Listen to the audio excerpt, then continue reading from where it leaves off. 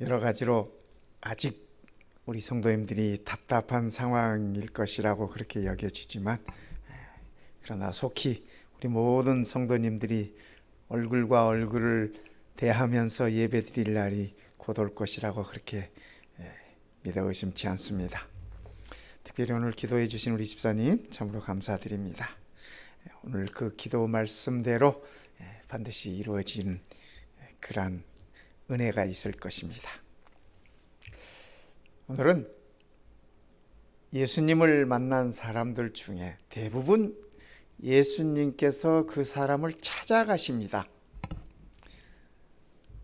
우리가 그동안 살펴보았던 여러분들 우리가 보지 않았습니까? 대부분 예수님께서 이렇게 찾아가시는데, 오늘 이 어머니는 스스로 예수님을 찾아오신 분입니다. 우리 한국에도 그런 말 있지 않습니까? 치맛바람 일으킨다고. 세상에 어느 어머니가 아들의 장례를 위해서 마다할 일이 있겠습니까? 그죠? 무슨 일이든지 다 할 수 있는 것이 어머니의 모습입니다.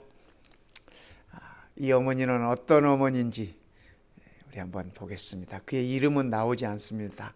성경은 한 어머니가 이렇게 표현하고 있어요. 오늘 본문의 말씀을 보겠습니다. 그때 세베대의 아들의 어머니가, 그러니까 이 어머니는 미세스 세베대예요. 그렇죠? 세베대가 남편 이름이니까 그 아들들을 데리고, 아들들이라고 하니까 하나가 아니죠. 예수께 와서 절하며 무엇을 구하니, 그 무엇이 무엇인지 우리 보겠습니다. 예수께서 이르시되 무엇을 원하느냐. 이 어머니가 예수님께 와서 이 청탁을 합니다. 부탁을 합니다. 예수님께서 그래 원하시는 것이 무엇입니까? 하고 물으니까, 나의 이 두 아들을 주의 나라에서, 하나는 주의 우편에 하나는 주의 좌편에 앉게 명하소서. 참, 이 어머니는 꿈이 야무집니다. 그렇지 않습니까? 꿈이 야무져요. 우리가 다 아시다시피 이 두 아들은 야고보와 요한입니다. 야고보와 요한이에요. 이 어머니는 우리 주님의 나라가 임할 것을 아시고 또 기대하시고 또 그거를 이렇게 믿고 있었습니다. 그런데 이 어머니가 알고 있는 나라는 로마 제국에서 독립하고 유대 민족이 해방되고 그런 측면을 생각한 것입니다. 그 당시 대부분 유대인들이 그런 기대를, 메시아에 대한 그런 기대를 가지고 있었기 때문입니다. 그렇기 때문에 주의 나라에서, 예수님께서 설립할 그 왕국에서 내 아들 하나는 오른편에 우의정, 내 아들 하나는 좌편에 좌의정으로 앉혀주십시오. 이렇게 어머니가 부탁을 합니다. 이 말씀을 들은 우리 예수님께서 이 어머니의 마음을 다 읽으셨습니다. 하지만 예수께서 대답하여 이르시되 너희는 너희가 구하는 것을 알지 못하는도다. 내가 마시려는 잔을 너희가 마실 수 있느냐. 예수님께서는 두 아들을 어떻게 하시겠다라고 하는 그런 말씀에 대한 대답이 아니라 장차 예수님을 따르려고 하는 자들이 마셔야 할 잔에 관해서 이렇게 말씀을 하십니다. 예수님께서 말씀하시는 이 잔은, 그렇죠? 고통의 잔이었습니다. 또 섬김의 잔이었습니다. 그리고 죽음의 잔이었습니다. 하지만 이 어머니는 예수님의 이 말씀을 썩 이해하지 못한 것 같습니다. 내가 마시려는 잔을 너희가 마실 수 있느냐? 그들이 말하되, 이 어머니에게 예수님께서 이 질문을 던지는 게 아니라 그 아들들에게 이렇게 질문을 던진 것입니다. 그들이 말하되, 야고보와 요한이 대답하되 할 수 있나이다. 자신감 충만입니다. 그렇죠? 우리 하나님께서 시내의 산에서 율법을 반포하시고, 그렇죠? 그럴 때 백성들이 공통적으로 한 입으로 대답한 말이 있습니다. 우리가 다 지키겠나이다, 그렇게 대답했어요. 근데 요한과 야고보가 예, 할 수 있습니다, 그렇게 대답을 합니다. 예수님의 사역을 살펴보면은 12제자 가운데 세 제자는 늘 그 예수님의 인너서클 안에 있었습니다. 베드로, 요한, 야고보, 이 세 제자들. 그래서 이 세 제자들을 이렇게 살펴보면은 예수님께서 변화산에 가실 때도 12제자 가운데 특별히 9제자는 산 아래 이렇게 머물게 하고 이 세 제자를 데리고 변화산에 올라가시는 모습을 보이셨습니다. 또 야이로의 딸을 살리려 가실 때에도 이 세 제자를 데리고 야이로의 딸의 방에 이렇게 들어갑니다. 뿐만 아니라 예수님께서 마지막 겟세마네 동산에서 기도하실 때도 특별히 이 세 제자를 데리고 기도의 동산에 가시고 또 기도하라고 이렇게 특별한 당부를 드리셨던 모습을 우리가 봅니다. 그래서 이 제자들은 늘 예수님 측근에 있었습니다. 어쩌면 예수님께서 이 제자들을 특별히 준비시키시는 그러한 뚜렷한 목적이 있었던 것 같습니다. 우리는 오늘 본문의 말씀 속에서 예수님께서 일러주신 세 가지 역설을 볼 수 있습니다. 기독교는 역설의 종교입니다. 역설이라고 하는 것은 상황에 맞지 않는 정반대되는 것 같은데 그 진실된 의미를 일러주는 것을 가리키는 말씀입니다. 첫 번째 예수님께서 말씀하신 역설은 죽어야 산다는 것입니다. 세상 사람들은 죽어야 산다고 하는 말의 의미를 모릅니다. 죽으면 죽는 거지, 죽으면 끝나는 거지, 그렇게 세상 사람들은 생각합니다. 그러나 우리 예수님은 죽어야 산다고 그렇게 말씀하십니다. 형제들아, 내가 그리스도 예수 우리 주 안에서 가진 바 너희에 대한 나의 자랑을 두고 단언하노니 나는 날마다 죽노라. 여기 나의 자랑을 두고 단언한다고 하는 이 말씀은 그 형제들, 여기서 언급하고 있는 그 형제들이 바울의 자랑이라고 하는 얘기입니다. 내가 너희들을, 내 자랑인데 내가 너희들을 두고 단언하는데, 그죠?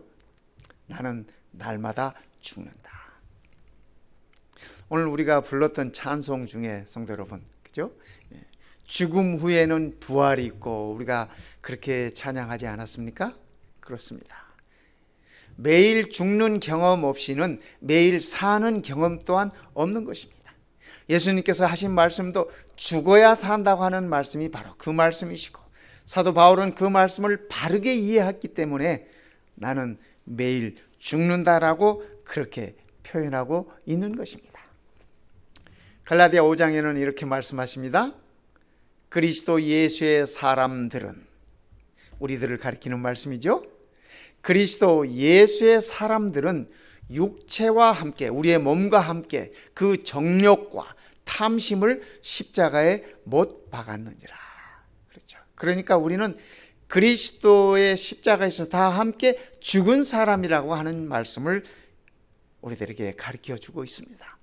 그리스도와 함께 십자가에 죽어야 삶이 있다, 생명이 있다라고 하는 그 가르침을 우리 주님께서 우리들에게 일러 주시는 것입니다. 갈라디아 2장 20절에 이렇게 말씀하세요. 내가 그리스도와 함께 십자가에 못 박혔나니 그런즉 이제는 내가 사는 것이 아니요 오직 내 안에 그리스도께서 사시는 것이라. 여러분, 이 말씀은 사도 바울이 하신 말씀이지만 오늘 우리도 똑같은 말씀을 우리가 하실 수 있어야 하는 것입니다. 내가 그리스도와 함께. 1차적으로는 여기 말씀하시는 내가 바울이지만 오늘 우리에게 그대로 적용하고 우리도 이 말씀을 드릴 수 있어야 하는 것입니다. 내가 그리스도와 함께 십자가에 못 박혔나니 그런즉 이제는 내가 사는 것이 아니야. 내가 살아도 내가 사는 것이 아니야. 누가 살아요? 오직 내 안에 그리스도께서 사시는 것이다. 이것이 오늘 우리의 삶의 진실된 모습입니다. 하나님의 자녀들의 진실된 모습이라고 하는 사실입니다. 이제 내가 육체 가운데 사는 것은 나를 사랑하사 나를 위하여 자기 자신을 버리신 하나님의 아들을 믿는 믿음 안에서 사는 것이라. 그러니까 그리스도와 함께 십자가에 못 박혀 죽은 자는 그 안에 그리스도께서 사시는 것이고, 내 안에 그리스도가 사신다고 하는 그 의미는 무엇이냐? 나를 사랑하사 나를 위하여 자신을 버리신 하나님의 아들을 믿는 믿음 안에서 사는 것이라고 하는 말씀입니다. 성도 여러분, 우리가 십자가에서 죽고 다시 산다고 하는 의미가 무엇인지 바울은 분명하게 우리들에게 이렇게 분명하고 간단하고 확실하게 일러주고 있는 말씀입니다. 그렇죠? 내 안에 그리스도께서 사신다고 하는 그 말씀의 의미는 하나님의 아들을 믿는 믿음으로 사는 것이다 라고 하는 말씀입니다. 그러니까 우리가 매일 십자가에 죽을 것입니다. 우리가 그리스도를 믿는 믿음으로 사는 것은 매일 십자가에서 죽는다고 하는 그 말씀입니다. 그렇게 됨으로 내 안에 그리스도께서 지금도 내 안에 그리스도께서 살아계시는데 그 살아계시는 증거가 내 안에 있는 하나님의 아들을 믿는 믿음이라고 하는 사실입니다. 그래서 우리가 매일 죽고 매일 사는 삶의 의미가 무엇인지 오늘 우리는 명확하게 깨닫고 이 사실을 잊지 말아야 할 것입니다. 그래서 매일 죽는 자가 생명으로 인도되고 산다고 하는 말씀인 것입니다. 두 번째, 예수님께서 가르치신 역설은 얻고자 하거든 버려라. 세상 사람들은 얻고자 하면 더 많이 움켜쥐라고 가르칩니다. 그렇지 않습니까? 그게 세상 정설이에요. 세상 정설이에요. 그렇죠?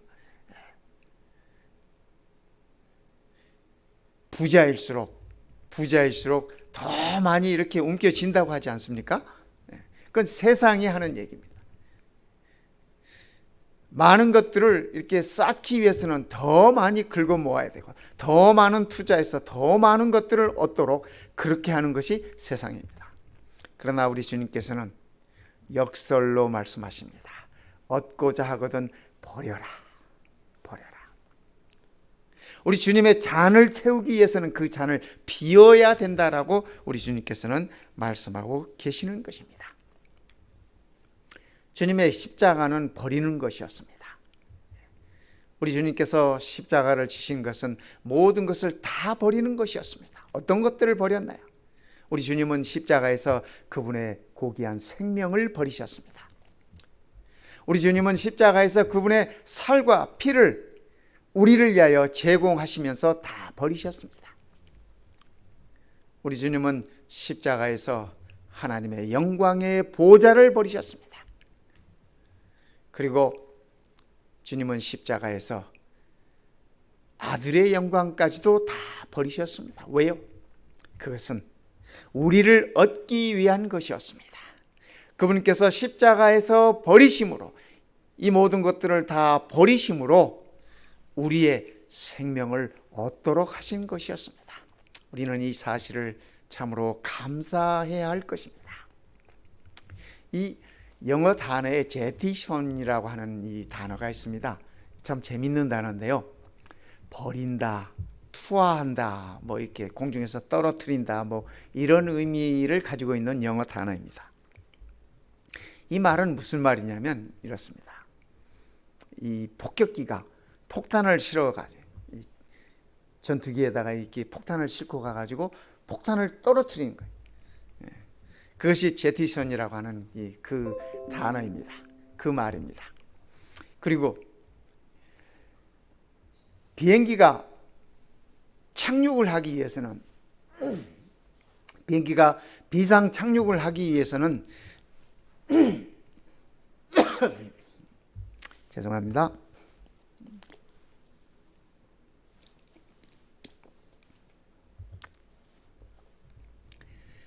비행기가 비상 착륙을 하기 위해서는 그 비행기가 가지고 있던 모든 연료를 다 버려야 하는 것입니다. 그냥 그 연료를 다 가지고서 비상 착륙을 할 수 없습니다. 그래서 모든 비행기에는 이 제티선 시스템이라는 것이 장착되어 있습니다. 그래서 비행기가 몇 시간을 날고 그 몇 시간 동안 연료를 얼마만큼 소모하고 내릴 때 그 무게를 줄여서 이렇게 내리게 되어 있는 것입니다. 이 연료 무게가 굉장한 것이거든요. 아주 무거운 것이거든요. 그런데 만약에 이 비행기가 비상 착륙을 해야 된다면, 무슨 응급 상황이 발생해서 비상 착륙을 해야 한다면 착륙하기 전에 그 연료를 다 쏟아 부어야 하는 것입니다. 공중에다, 하늘에서 다 날려버려야 하는 것입니다. 왜요? 생명을 구하기 위해서. 생명을 구하기 위해서 생명 이외의 그 모든 것들은 다 버리는 것, 이것이 제티슨이라는 말입니다. 비행기뿐만 아니라 배도 마찬가지입니다. 배도, 이 배에 싣고 있는 이 모든 것들이 만약에 배 안전이나 생명을 위협하는, 배에 탄 사람들의 생명을 위협하는 것이라면은 다 버리게 돼 있습니다. 바다에 다 그 배에 실었던 것조차도 다 버리게 돼 있습니다.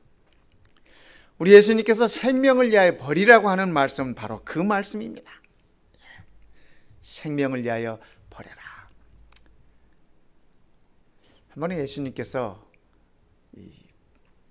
부자 청년이 예수님을 찾아왔을 때, 내가 어떻게 해야 구원을 받을 수 있겠습니까?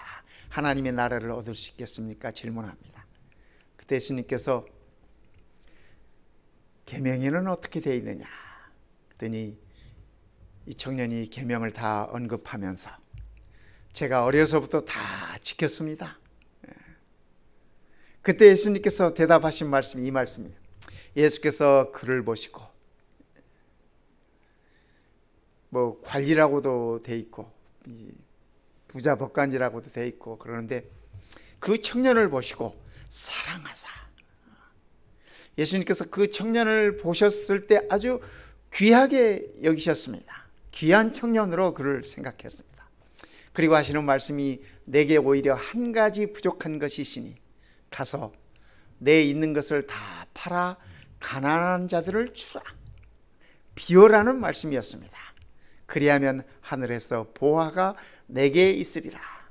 그리고 와서 나를 쫓으라 하시니, 예수님께서 이 청년을 아꼈습니다. 이 청년이 예수님의 말씀 따라 순종하고 예수님을 따랐더라면 예수님께서 아마 그 청년을 위하여 크게 쓰임을 베푸셨을 것이라고 믿어지는 것입니다. 그런데 이 청년은 재물이 많은 고로 예수님의 말씀을 인하여 슬픈 기색을 띠고 근심하며 가니라. 참 안타깝지 않습니까? 안타깝습니다. 예수님께서 그를 사랑으로 여기고, 참 그가 하나님의 율법을 잘 순종하고 소중히 여긴 그 청년에게 율법의 정신이 무엇인지를 일깨워 주시면서, 너에게 한 가지 부족한 것이 있다. 어쩌면은 그 사실은 이 청년에게 있어서 아킬레스건 같은 그러한 것이었을 것입니다. 예수님께서 그걸 보시면서, 너가 이것만을 해결하고 나를 따른다면 정말 좋겠다, 이렇게 말씀하셨습니다. 그런데 그 청년이 재물이 많은 고로, 그가 가진 재물은 이 청년에게 있어서 걸림돌이었습니다. 그죠? 재물이 많지 않았더라면 아마 이 청년이 예수님을 쉽게 따를 수 있지 않았을까. 슬픈 기색을 띠고 근심하며 가니라. 이 청년의 그 다음 삶에 관해서는 성경은 기록하고 있지 않습니다. 기록하고 있지 않아요. 모르겠습니다. 그가 이 많은 재물을 가지고 잘 먹고 잘 살았더라, 뭐 이렇게 삶을 살았을지 모르겠습니다. 모르겠어요. 그러나 정말 슬픈 사실은 그가 예수님을 떠나갔다고 하는 사실입니다. 예수님의 초청을 받았음에도 불구하고, 예수님 코앞에까지 있었음에도 불구하고 그가 예수님을 떠나갔다고 하는 사실입니다. 슬픈 기색을 띠고 근심하며 간 그 청년이 세상에서 잘 살았을지는 모르겠습니다. 그러나 정말 그의 삶은 잘 산 삶은 아니었습니다. 왜요? 그렇죠? 왜요? 생명에 이르는 길을, 하나님의 왕국에 임하는 길을 그는 선택하지 않고 돌아섰기 때문에 그렇습니다. 그렇죠? 예수님의 가르침은 이렇습니다. 주어라, 그리하면 너희에게 줄 것이니 곧 후히 되어 누르고 흔들어 넘치도록 하여. 성도 여러분, 이 말이 재밌지 않습니까? 후히 되어, 이 되어라고 하는 말은 저희 어렸을 때 쌀을 이렇게 사러 가면 그 쌀 통에다 이게 뭐 한 말 뭐 이런 이 대가 있습니다. 큰 대가. 근데 그게 쌀 파는 사람들의 그 기술에 따라서 그분들의 표현을 빌리면 쌀 알을 이렇게 세운대요. 예, 세운대. 그래서 싹 그 쌀을 채우고 나면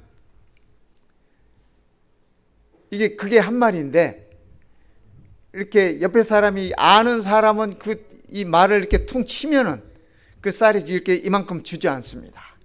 이만큼 주저앉아요. 그래서 여기 이 말씀이 그런 말씀이에요. 후히 되어 누르고 흔들어.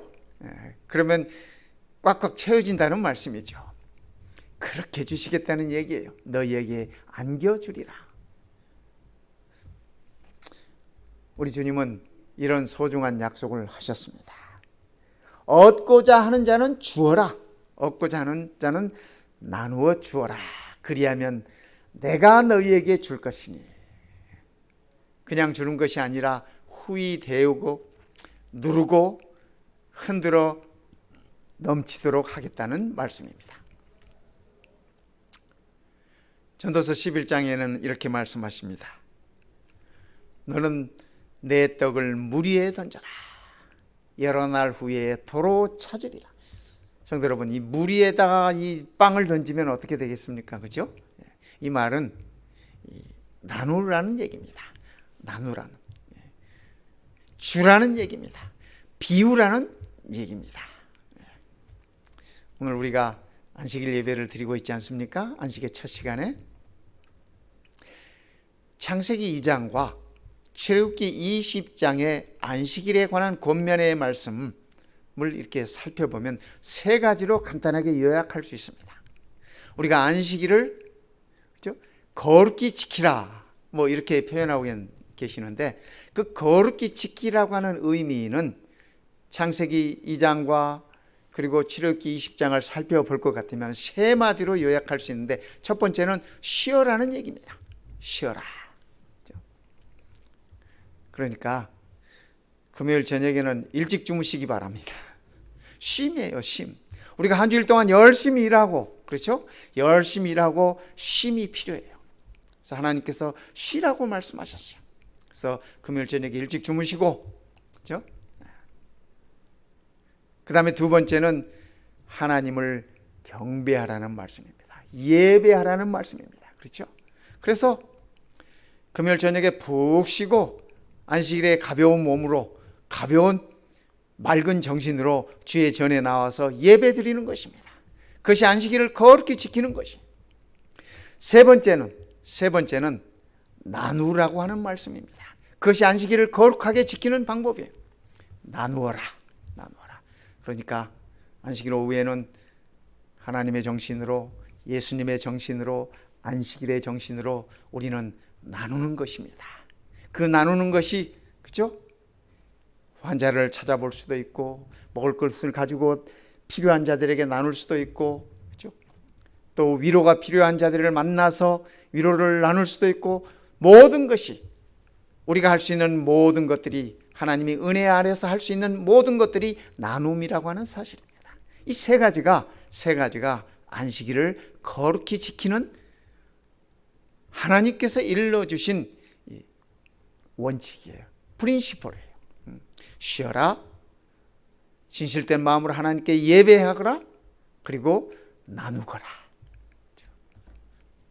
오늘 안식일도 우리 한번 하나님의 말씀을 따라서 그렇게 한번 안식일을 보내면 어떻겠습니까? 그죠?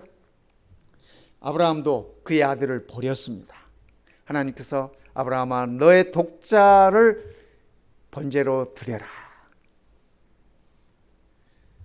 아브라함은 그것이 그의 아들을 버리는 것이었습니다. 그렇죠? 아브라함이 그의 아들을 버렸을 때 하나님께서 그의 아들을 되돌려 주셨습니다. 그리고 아브라함을 의롭다 하신 것이었습니다. 오늘 우리에게도 같은 것이 필요하다고 하는 사실입니다. 세 번째, 예수님께서 이루어진 역설은 크고자 하거든 섬겨라. 크고자 하거든 섬겨라. 세상에서의 이 원칙은 그렇습니다. 다스리고자 하는 자, 세상에서 크게 되려고 하는 사람들은 지배하라고 얘기합니다. 눌러라, 그죠? 밟아라, 이게 세상의 원리입니다. 그래서 권력을 다투는 사람들도 그의 모든 정적들을 다 이렇게 제거하려고 합니다. 다 잘하기 전에 밟아버리려고 합니다. 그것이 세상 사람들의 원리예요. 그러나 우리 주님께서는 말씀하십니다. 너희가 크고자 하거든 섬겨라. 정말 큰 사람은 섬기는 사람이다. 이렇게 우리들에게 얘기하고 계시는 것입니다. 역설이죠? 네, 역설입니다. 너희 중에 누구든지 크고자 하는 자는 너희를 섬기는 자가 되고. 제자들 사이에 서로 이렇게 누가 크냐 다툼이 있었거든요. 그런데 이 미세스 세베대가 두 아들을 이렇게 데리고 와가지고 예수님께 청탁할 때 다른 10 제자들의 심지가 다 꼬였습니다. 아주 불쾌했어요. 그러니까 이 엄마의 치맛바람이 다른 제자들 사이에 불화를 조성을 했어요. 두고 보자. 내가 더 올라갈 것이다. 이런 거 말입니다. 그러니까 이건 세상적인 생각이에요. 세상 사람들은 그래. 내가 오르기 위해서는 남을 밟아야 되고, 그죠? 내가 힘을 갖기 위해서는 다른 힘 가진 자들을 제거해야 되고. 그러나 우리 주님께서는 말씀하세요. 서로 다투고 있는 그 제자들을 향해서 우리 주님께서 말씀하셨어요. 너희 중에 누구든지 크고자 하는 자는 너희를 섬기는 자가 되고. 진정한 섬김이 진정한 큼이 된다고 하는 사실을 말씀하십니다. 너희 중에 누구든지 으뜸이 되고자 하는 자는 너희의 종이 되어야 하리라. 그러니까 섬긴다고 하는 의미는 종이 된다고 하는 의미인 것을 우리는 예수님의 이 말씀 속에서 이해할 수 있습니다. 똑같은 말씀을 예수님께서 다르게 표현해 주시는 것이에요. 크고자 하는 것이 으뜸이 되고자 하는 것과 같은 것 아니겠습니까? 섬기는 자라고 하는 것은 종이 되어야 한다라고 우리 주님께서 그렇게 말씀하고 계시는 것입니다. 그래서 하나님의 왕국에서는 크게 되려고 하는 자가 크게 되는 것이 아니라 가장 낮은 모습으로 진실되게 섬기는 자가 후에 하나님께서 높이신다는 얘기입니다. 그죠? 세상에서는 높여지지 않아요.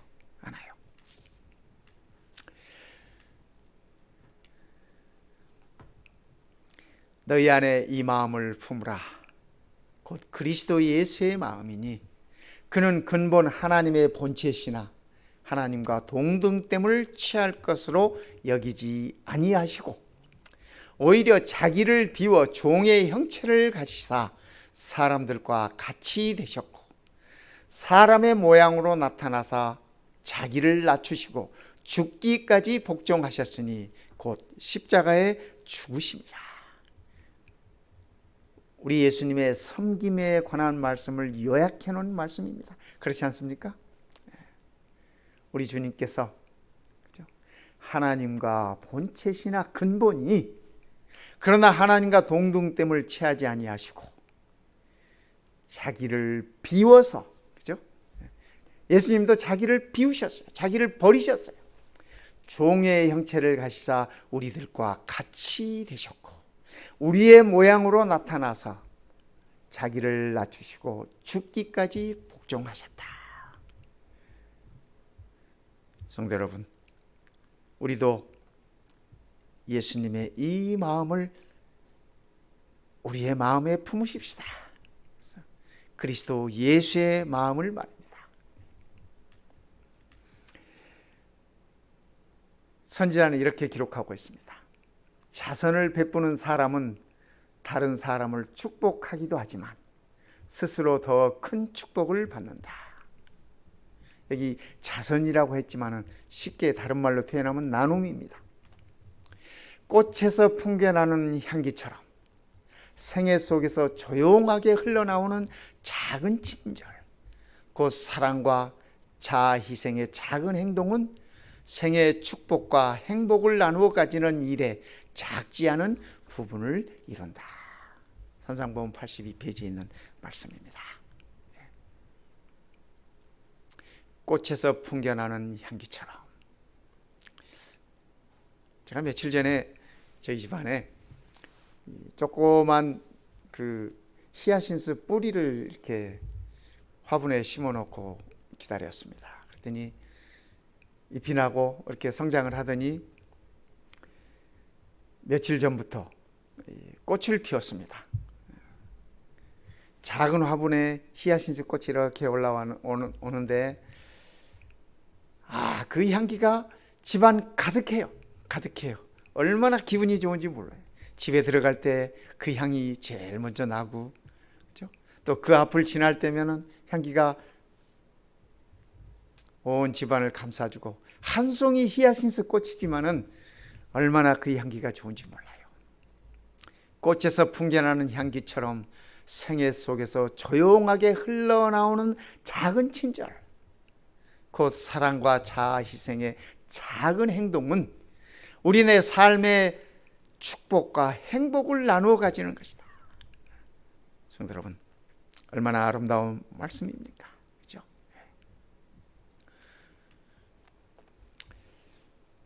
카일 아이들만이라고 하는 분이 쓰신 책 가운데 영어 책 제목은 Not a Fan이라는 이 제목인데, 우리 한국말 제목으로는 팬인가 제자인가 이렇게 제목을 붙이셨어요. 이분은 그리스도인으로서, 내가 그리스도인으로서 예수님의 팬인가 아니면 예수님의 제자인가, 그렇게 얘기하고 계십니다. 여러분, 팬 아시죠? 팬이란 뭐냐면 누군가를 열정적으로 좋아하는 사람을 일컫는 말입니다. 그래서 요즘 참 이 SNS도 그렇고 무슨 뭐 이렇게 카페, 그죠? SNS 카페에도 그렇고 그 팬들이 이렇게 그 형성돼 있고 팬들의 그 모습들을 우리가 많이 볼 수 있습니다. 무슨 음악을 하는 아이돌들을 향한 팬, 뭐 탤런트를 향한 팬들, 영화 배우를 향한 팬들, 또 각종 스포츠맨들을 향한 팬들, 무슨 뭐 축구다, 야구다, 농구다, 무슨 뭐 양궁이다, 뭐 씨름이다, 뭐 다양해. 근데 이 팬들은 자기들이 좋아하는 사람을 보면은 그저 정말 열광합니다. 열광해요. 그런데 이 아이들만은, 우리 그리스도인들은 예수님의 팬이 아니라는 얘기입니다. 우리는 정말 예수님의 제자가 되어야 한다는 얘기입니다. 팬은 말로만 좋아한대. 근데 제자들은 행동으로 표현한다고. 이분의 표현이 그렇습니다. 팬들은 지식적으로 자기가 좋아하는 사람들을 따르지만은 제자는 진실된 마음으로 예수님을 따르는 것이라고 얘기합니다.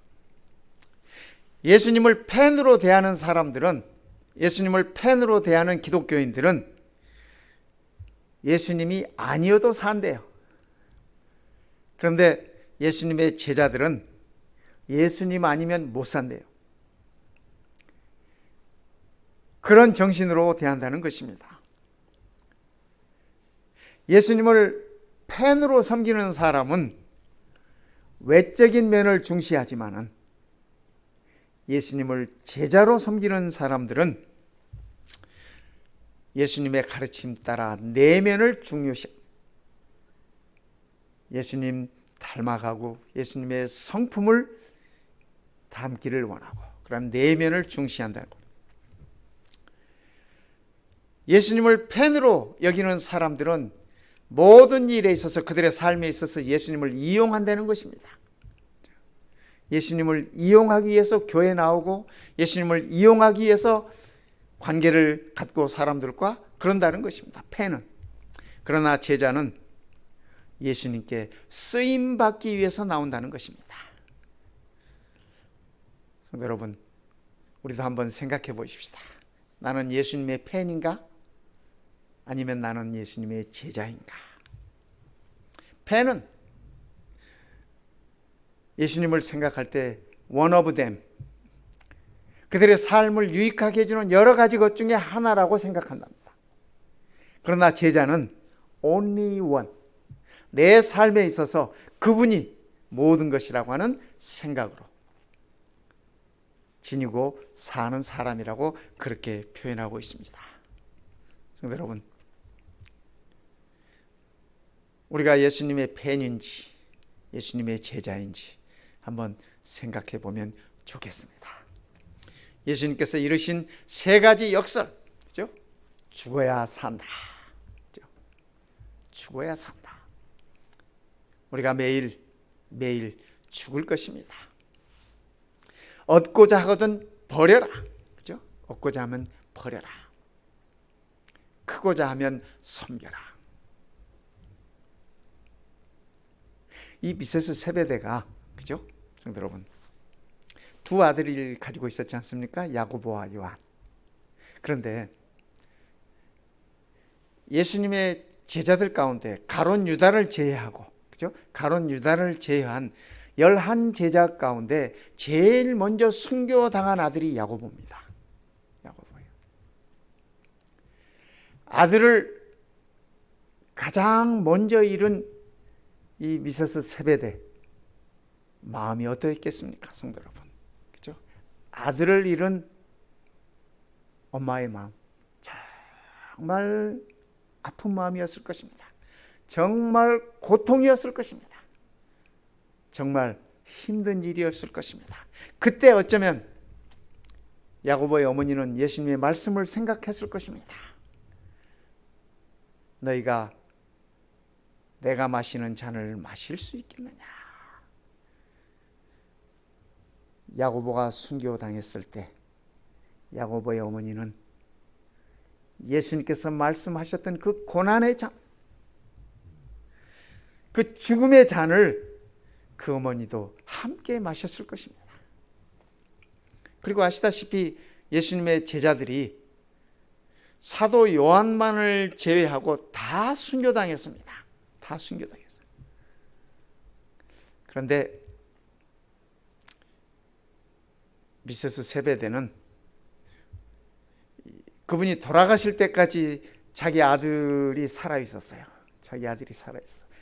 예수님의 12제자 가운데 유일하게 어머니가 돌아가실 때까지 어머니보다 오래 산 아들이 요한이었습니다.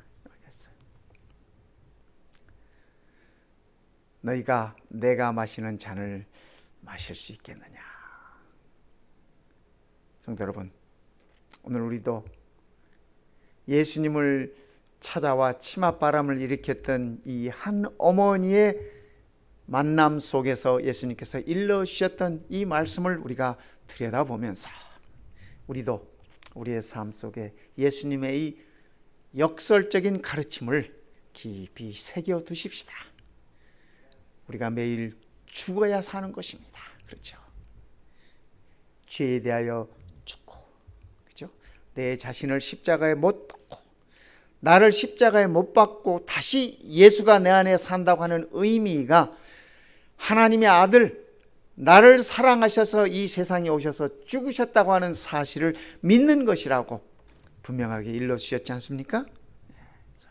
우리도 매일 죽고 매일 사십시다. 또 하나님의 왕국을 우리가 소망하면서 살아가는데 그 왕국을 얻는 자는 이 땅에서 우리의 잔을 비우는 것이라고 우리 주님께서 일러주셨습니다. 그리고 세상에서 으뜸이 되는 것이 아니라, 세상에서 크고자 하는 것이 아니라, 세상에서는 섬기는 삶이 하나님의 보좌의 우편에 앉는 삶이라고 우리들에게 그렇게 일러주셨습니다. 여러분, 이 안식일이 참된 쉼이 있는 안식일이 되시길 바랍니다. 오늘 이 안식일이 참된 우리의 몸과 마음과 성을 다해서 하나님께 예배드리는 안식일 되시기 바랍니다. 그리고 우리의 지닌 것들, 그것이 무엇이 되었든지 간에 나의 작은 친절이나 나의 작은 미소 하나라 할지라도 나누는 귀한 안식일이었으면 좋겠습니다.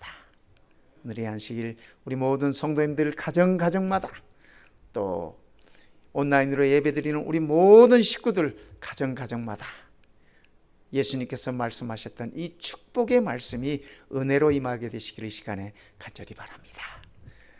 기도드리겠습니다. 우리 아버지 하나님, 참으로 감사합니다.